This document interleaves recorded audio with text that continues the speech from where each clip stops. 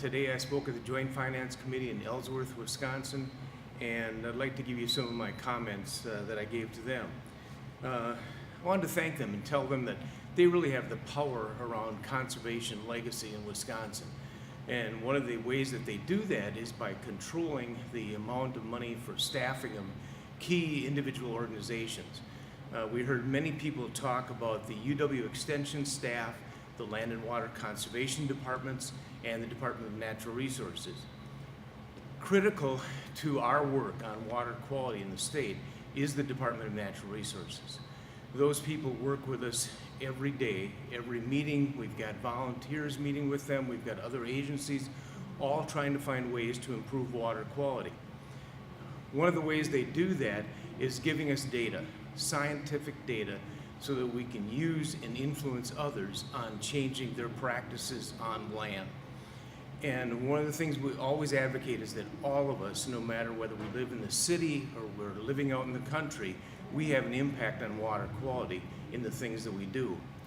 So when they talk about reducing staff, we've got to find a way to not only keep the level we have today, but we've got to move back a couple budget periods and bring back the roughly half of the scientific staff in the DNR to make sure that we can continue our efforts in improving water quality.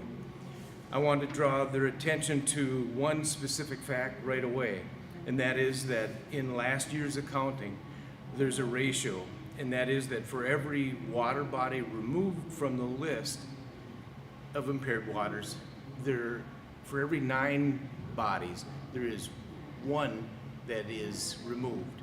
So they add 9 to the state list and say, hey, they're impaired, you don't want to go in there, you don't want to swim, you don't want to boat, ski, smell it type of thing, and there's 1 that's improved.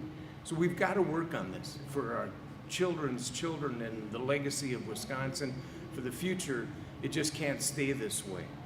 One of the things that they're doing, and it's not in an immediate call as far as this budget, but it will be shortly, because several of the senators and representatives that were here today have actually signed on a letter advocating new legislation that will reduce the impact of the EPA on Wisconsin phosphorus standards for point sources.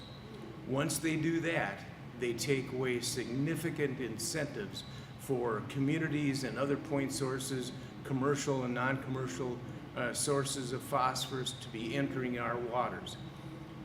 So that's one of the issues that we have to rally and start making an immediate impact on, contacting these senators and representatives to tell them we want to get back to Wisconsin's legacy and support the public trust doctrine. Thank you.